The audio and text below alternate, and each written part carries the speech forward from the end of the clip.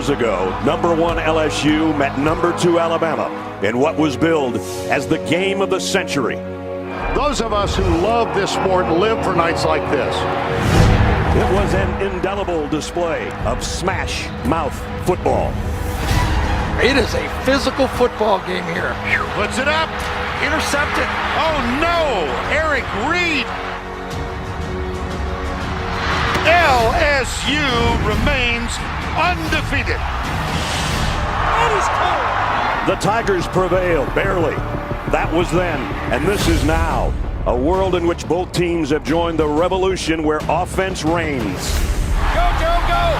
Tua Tagovailoa. Clyde Edwards-Helaire. Devontae Smith. Justin Jefferson. Jerry Jeudy. The script has changed, but the stakes remain the same. This is a game that everyone looks forward to. I've been waiting for this game since the summer. This is one of the greatest stages of college football that there is. Man, this game is gonna be something. Touchdown! Undefeated LSU. Tigers! What a play. Touchdown, Alabama. Undefeated Alabama. In the game of the year. And with that, the Home Depot SEC on CBS brings us to a packed house, Bryant-Denny Stadium in Tuscaloosa, Alabama, and the matchup of unbeaten second-ranked LSU against number 3 Alabama. Not only just a game for supremacy of the SEC West, but so much more at stake. The inside track to Atlanta, the inside track to the college football playoff.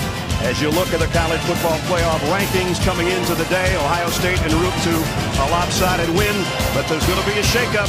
The Golden Gophers of Minnesota have picked off Penn State, so you see LSU and Alabama there in the 2 and 3 spot.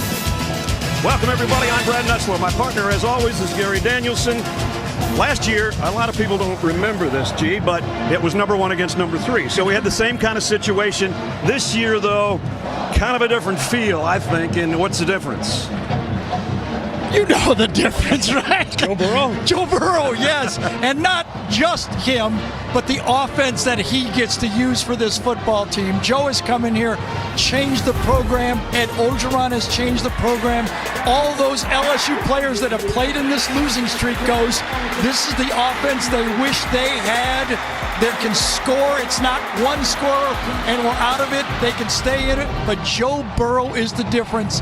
His precision, his leadership, that gives this team, not just on offense, but on defense, hope that it's a game where you just don't have hold the other team to 7 points. Right. Well, that's kind of the story of the season. But the story of the last couple of weeks is the other quarterback for Alabama. It is, and the story doesn't change. We all knew that Tua going into this game was not going to be 100%. First time I've ever seen Tua come out not in full uniform. He tested it one more time just to go through, make sure the tape job is right. Comes out in warm-ups. He looks about the way you would think he'd look after surgery, 21 days ago. Now, the trick is, if he stays within the pitcher's mound, stays within rhythm, he'll be okay, but you got to figure LSU will have something to say about that. It's not the only ankle we're going to be watching today because LSU, maybe their best defensive player is an issue.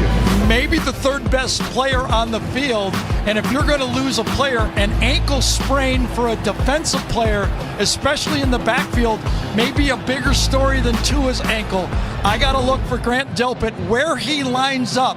Will he line up close to the line of scrimmage and stay out of man-to-man coverage? Might be the story of the game in this game. Where does Delpit, how much he does? Well, we got a lot of stars on both sides of the ball. You got a wild card for me or anything? Well, in 2011, I think 50 guys from this game played in the NFL. That's a lot of wild cards. I think this one is just the same. Well, I don't think we're going to have 9-6. Full deck, and it won't be 9-6. You're right. All right. Well, if we're not already ready, Jason Aldean will get us ready to crank it up before we kick it off in Tuscaloosa.